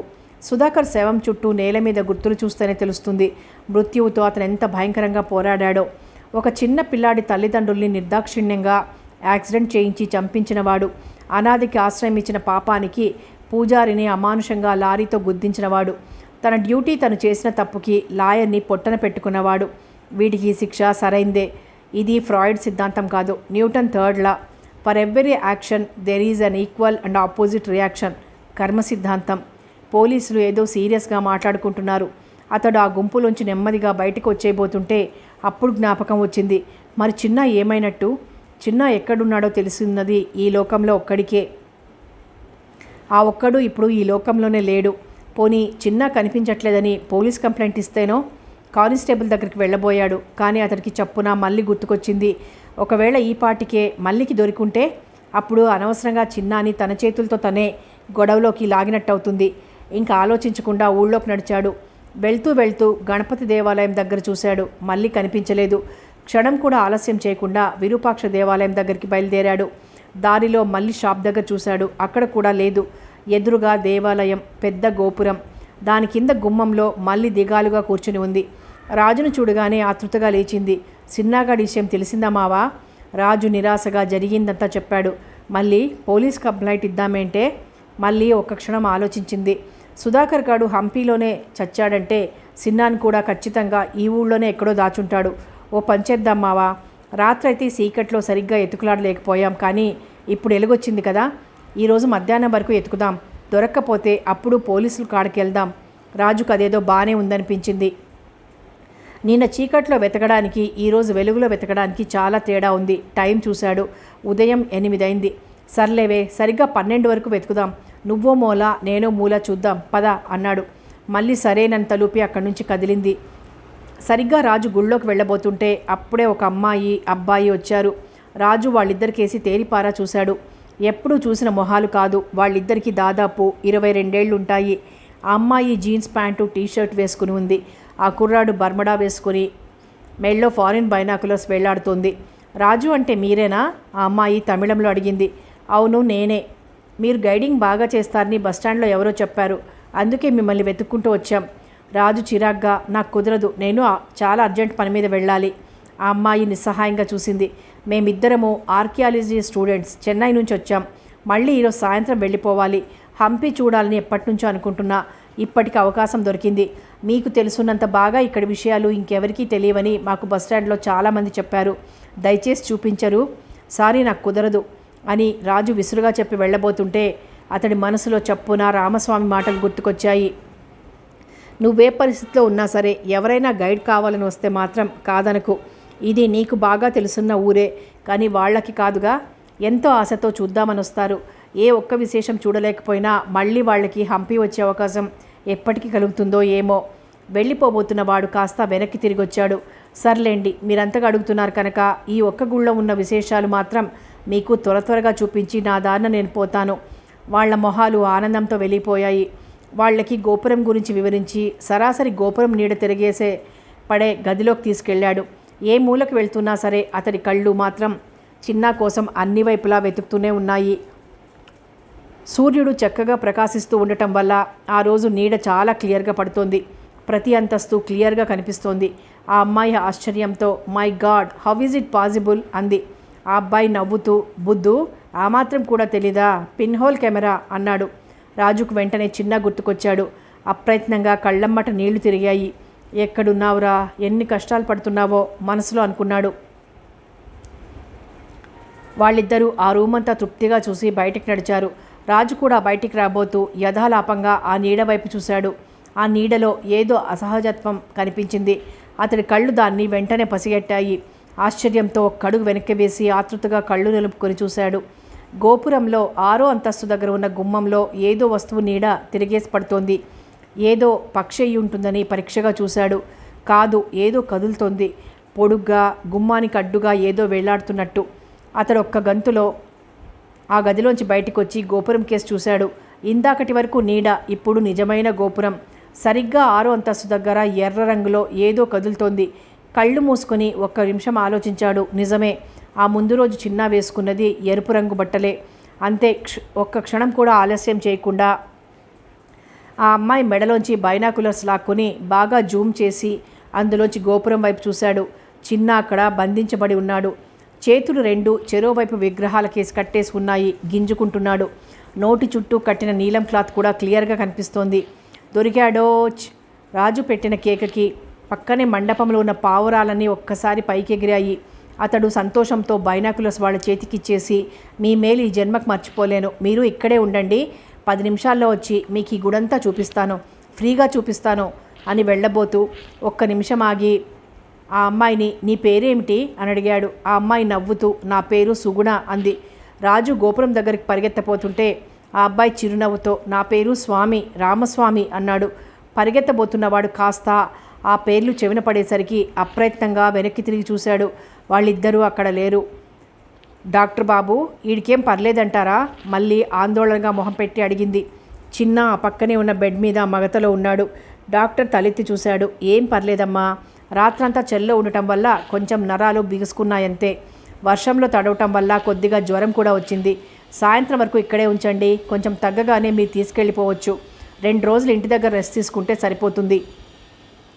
అప్పటికే చిన్నాని గోపురం మీద నుంచి దింపి దాదాపు 2 గంటలవుతోంది. చిన్నాకి అపాయం ఏమీ లేదని తెలిసాక రాజు తేలిగ్గా ఊపిరి పీల్చుకుని హాస్పిటల్ ఎదురుగా ఉన్న రాయి మీద కూర్చుని ఉన్నాడు. మళ్ళీ వచ్చి అతడి పక్కనే కూర్చుంది. మావా, ఆడికేం పర్లేదంటావా? రాజు నవ్వుతూ తలెత్తి చూశాడు. వాడికేంటే, గండడు. సుధాకర్ లాంటి మహామహులకే ఎదురు నిలిచాడు. ఈ జ్వరం వాడినేం చేస్తుంది? అవును మావా, ఈ గొడవల్లో పడి అడగటమే మర్చిపోయాను. ఇంతకీ ఆ సుధాకర్ ఎవడు? వాడికి చిన్నాకి ఏంటి సంబంధం? రాజు నవ్వుతూ సుధాకర్ ఎవడు అంటావేంటి? తెర వెనక ఉండి ఈ కథ మొత్తం నడిపింది వాడే. గుండుగాడి ద్వారా వాడి చరిత్ర మొత్తం తెలిసింది అంటూ జరిగిన కథంతా పూసగుచ్చినట్టు మల్లికి చెప్పడం మొదలుపెట్టాడు. సర్పభూషణ్ రావు బెంగళూరులో పొగాకు వ్యాపారి. ఆయనకి ఆ ఫ్యాక్టరీతో పాటు ఇంకా చాలా వ్యాపారాలుండేవి. ఆయనకి సుగుణ ఒక్కగానొక్క కూతురు అంటే ఆయనకి వల్ల మాలిన ప్రేమ. ఆ అమ్మాయి చిన్నప్పుడే తల్లి చనిపోతే మళ్ళీ పెళ్లి చేసుకోకుండా ఆయనే కంటికి రెప్పలా పెంచి పెద్ద చేశారు. అది సరే మావా, మరి సుధాకర్ ఎవడు? బాడా, సర్పభూషణ్ రావుకి ఒక అక్కయ్య ఉండేది. భర్త చనిపోయాక తమ్ముడింట్లోనే ఉండేది. ఆమెకి 2 కొడుకులు. అందులో పెద్దవాడు సుధాకర్. చిన్నప్పటి నుంచి వాళ్ళ బాధ్యతలన్నీ పెద్ద ఆయనే చూసుకునేవాడు. కొంతకాలానికి కొడుకులిద్దరినీ ఆయనకు అప్పచెప్పి ఆమె కూడా చనిపోయింది. అక్కయ్య మీద ప్రేమతో వాళ్ళకి ఏ లోటు రాకుండా తన కూతురుతో పాటే సమానంగా పెంచాడు. కూతుర్ని ఎంఏ ఆర్కియాలజీ చదివిస్తే సుధాకర్ని ఎంబీఏ చదివించాడు. సుధాకర్కి మొదటి నుంచి సుగుణ మీద కన్నుండేది. ఎలాగైనా ఆమెను పెళ్లి చేసుకోవాలని కలలు గనేవాడు. సరిగ్గా అప్పుడే ఆమెకి మన గురూజీతో పరిచయం అయింది. ఆమె ఆర్కియాలజీ స్టూడెంట్ అయితే మన గురూజీ ఆర్కియాలజీలో ప్రొఫెసర్. రాను రాను వాళ్ళ పరిచయం ప్రేమగా మారి ఆమె తండ్రితో చెప్పింది. గురూజీ పేదవాడు కావడం వల్ల పెద్దాయనికి ఇష్టం లేక వాళ్ళిద్దరినీ విడగొట్టాడు. రౌడీలతో గురూజీని కొట్టించాడు కూడా. ఆ బాధలు భరించలేక ఒకరోజు వాళ్ళిద్దరూ ఇంట్లోంచి పారిపోయి రిజిస్టర్ ఆఫీస్లో పెళ్లి చేసేసుకున్నారు. ఆ విషయం తెలిసి సర్పభూషణ్ రావుకి కోపం కట్టలు తెంచుకుంది. ఏం చెయ్యాలో తెలియక తన పలుకుబడి మొత్తం ఉపయోగించి గురూజీ ఉద్యోగం పోగొట్టాడు. అంతేకాదు ఆయనకి బెంగళూరులో ఎక్కడా ఉద్యోగం పుట్టకుండా చేశాడు. అప్పుడు గురూజీ భార్యతో కలిసి హంపి వచ్చేశారు. ఇద్దరికీ రాళ్ళు రప్పలు అంటే ఇష్టం అవడం వల్ల వాళ్ళకి ఈ ఊరు స్వర్గంలా అనిపించింది. లాయర్ గరుడాచలం ద్వారా వాళ్ళెక్కడున్నది సర్పభూషణ్ రావు తెలుసుకున్నాడు. ఎలాగైనా కూతుర్ని బాధ పెట్టాలన్న ఉద్దేశంతో సుధాకర్ని దత్తత తీసుకున్నాడు. నువ్వు లేకపోయినా నాకేం నష్టం లేదు అని కూతురికి తెలిసేలా చేశాడు. ఆమె మాత్రం చలించలేదు.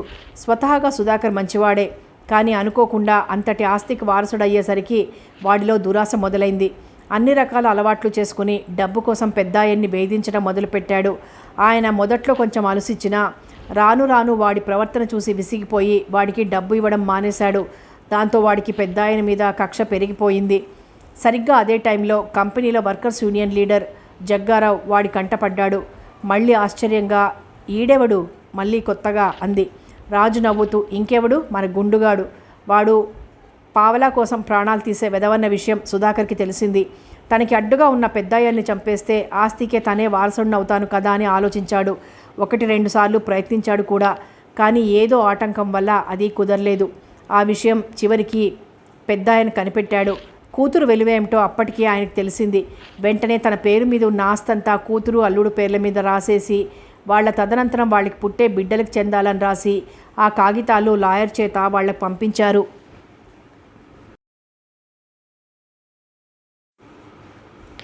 మన గురూజీ గొప్ప వ్యక్తిత్వం కల మనిషి.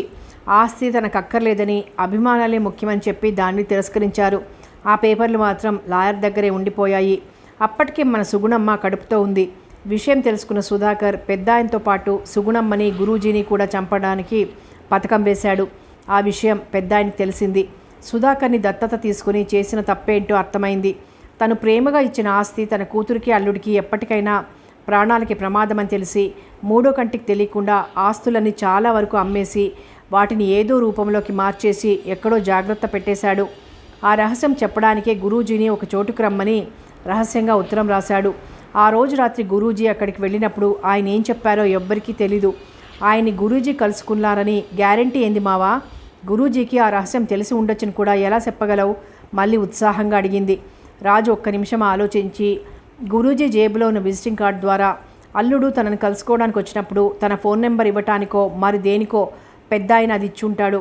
అలాగే ఏదో రహస్యం చెప్పడానికి పెద్దాయన రమ్మన్నాడు.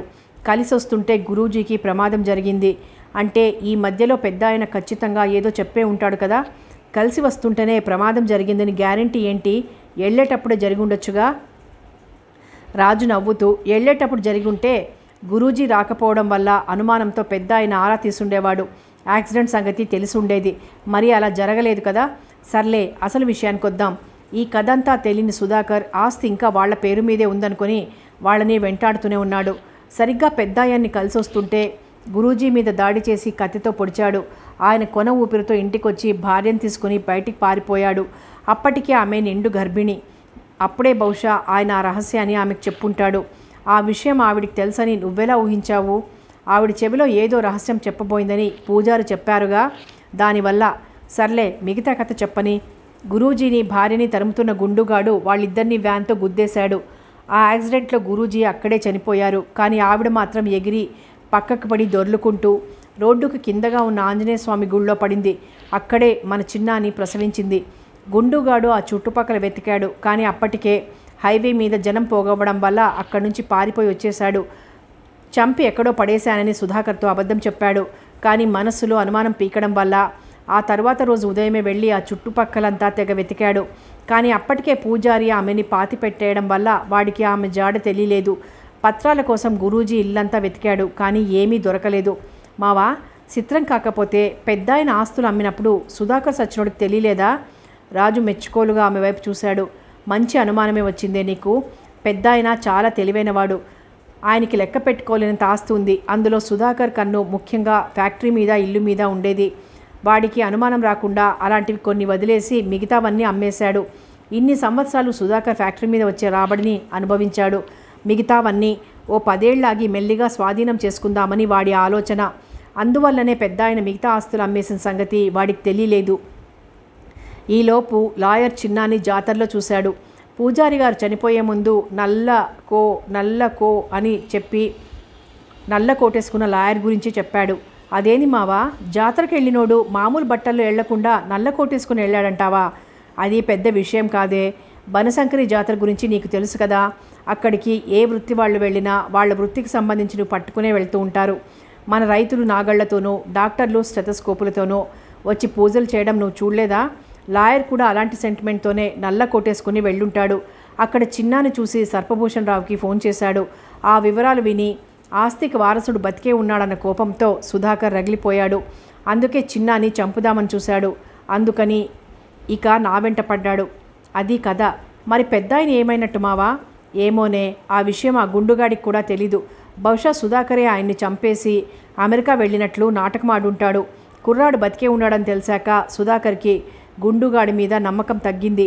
అందుకని పూజారిని, లాయర్ని దగ్గరుండి చంపించాడు. పూజారి విషయం సరే గాని ఇంతకీ నల్లకోటు లాయర్ని ఎందుకు చంపించినట్టు? జాతరలో చిన్నాని చూసిన లాయర్ సర్పభూషణ్ రావుకి ఫోన్ చేశాడు.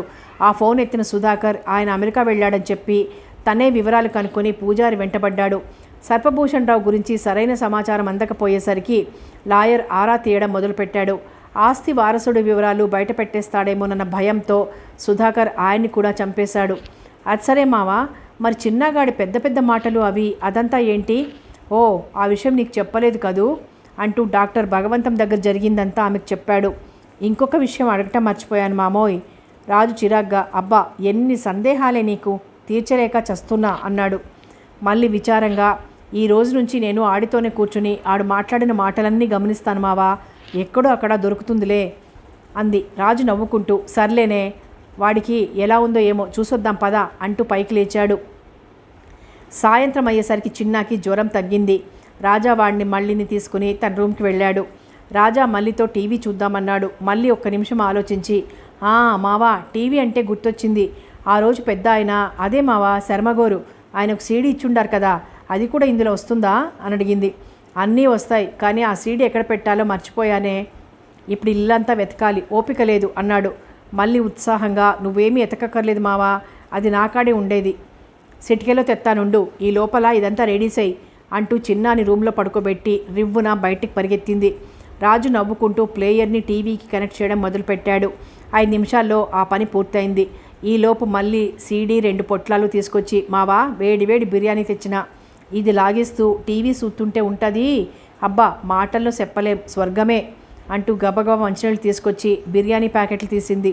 సీడీ మొదలైంది. శర్మగారు వాళ్ళకి ఆనెగొంది కోట చూపించడం, మళ్ళీ బిర్యానీ ఆస్వాదిస్తూ, అబ్బా ఉత్తప్పుడు కంటే కూడా టీవీలో ఇంకా అందంగా ఉన్నావు మావా అంది. రాజు ఆమె కళ్ళల్లోకి చిలిపిగా చూశాడు. నిజంగా నచ్చేనేమిటే? ఒట్టు మావా, నా ప్రేమ నిరూపించుకోవడానికి ఏం చేయమంటావో చెప్పు, చేస్తా. టీవీలో విఠలాలయం సీన్ అయిపోయి విరూపాక్షాలయం మొదలైంది. రాజు కొంటెగా నవ్వుతూ, ఇది నిన్న రాత్రనుకో, మన ఇల్లేమో గణపతి గుడనుకో, బయట వర్షం పడుతుందనుకో, అప్పుడేం చేసావో అది చెయ్యి అన్నాడు. మళ్ళీ అతడి నెత్తి మీద ఒక మొట్టికాయ మొట్టి, అబ్బా ఆశ, అవన్నీ పెళ్ళయ్యాకే అంది.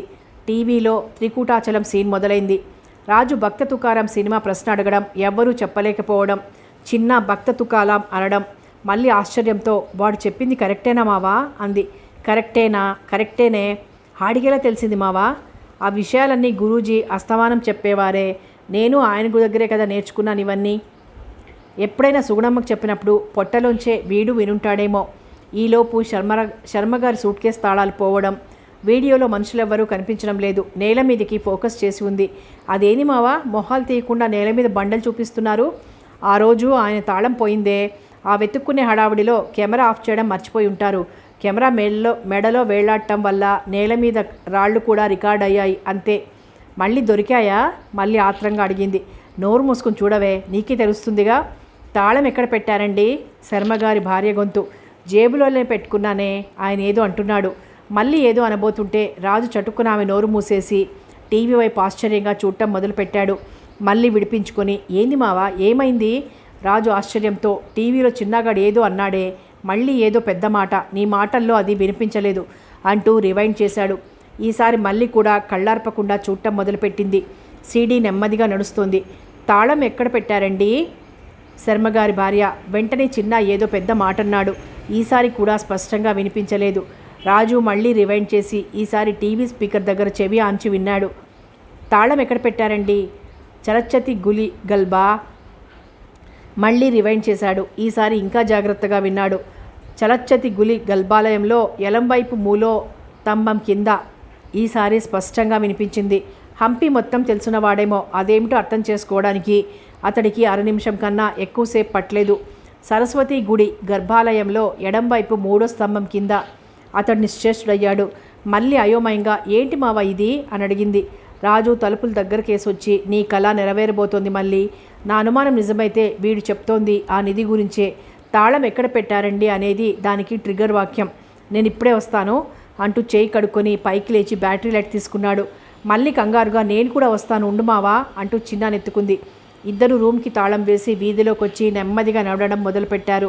మావా, ఇప్పుడు అందరూ పోయారుగా, అయితే ఆ ఫ్యాక్టరీకి మిగిలిన ఆస్తికి వారసుడు మన సిన్నాగాడే కదా, అది నిరూపించడానికి ఏదైనా మార్గం ఉందా? రాజు ఒక్క క్షణం ఆలోచించి, సూర్యపథకం ఆధారంతో ప్రయత్నించవచ్చు, కానీ మళ్ళీ చిన్నగాడిని ఆ రొంపిలోకి లాగటం ఎందుకులే, వాడిని ప్రశాంతంగా బతకని అన్నాడు. చిన్న మళ్ళీ భుజం మీద నిశ్చింతగా నిద్రపోతున్నాడు. 15 గంటలో వాళ్ళిద్దరూ సరస్వతి ఆలయం దగ్గరున్నారు.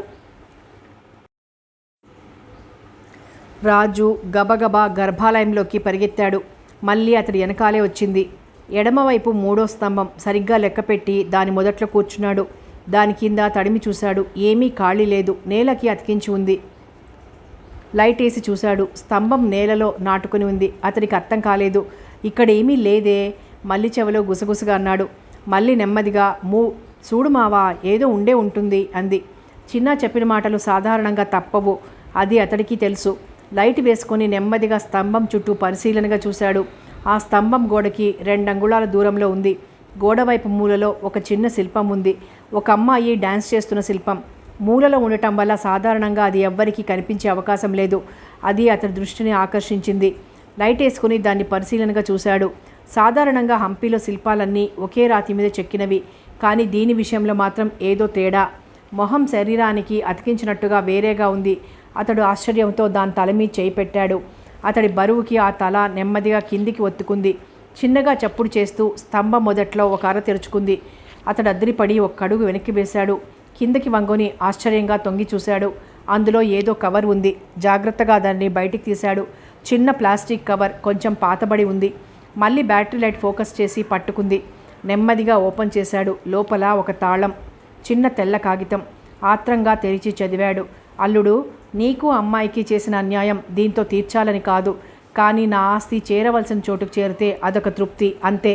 నా 1000 కోట్ల ఆస్తిని బంగారంగా మార్చేసి లాకర్లో పెట్టాను. దాన్ని ఎలా యాక్సెస్ చేయాలో వివరాలు, తాళం ఇందులో ఉన్నాయి. దయచేసి ఇది మాత్రం కాదనకు.